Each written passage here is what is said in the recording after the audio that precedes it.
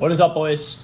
So I'm gonna go over a couple things we can do before we go to bed that are really important. So one being, we're gonna want to shut that phone off because we're gonna want to turn off the rabbit brain.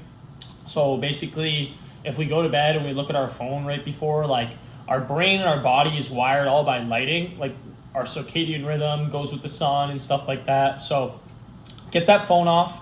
I shoot for 2 to 3 hours. The more the merrier, of course. But get that phone off. If you're trying to build muscle, a glass of milk is always great for some casein protein. That's a Patrick Dooley 101. He was doing that when he was jacked in 17. You're definitely want to do a little bit of stretching. I like to go for an outdoor walk. You want to go for a walk in the morning and a walk at night because you want that morning sunlight, and then you want the evening, like dusk. And I'll explain that in a later video. This is just kind of a quick little kind of run through. I like to get a little bit prepared for the next day, maybe pack my bag for the gym in the morning, write out a little plan. And then the most important thing I do before I go to bed is obviously pray and thank God for, getting to be alive.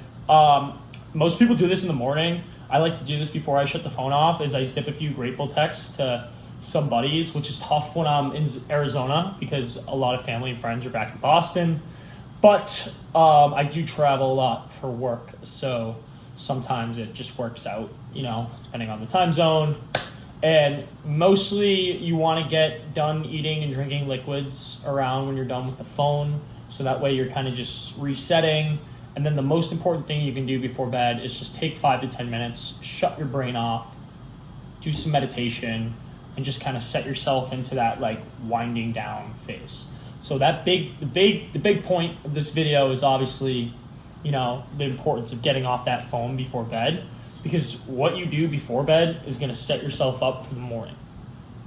It's all about like getting yourself excited at night and winding down, of course, to wake up and attack the day.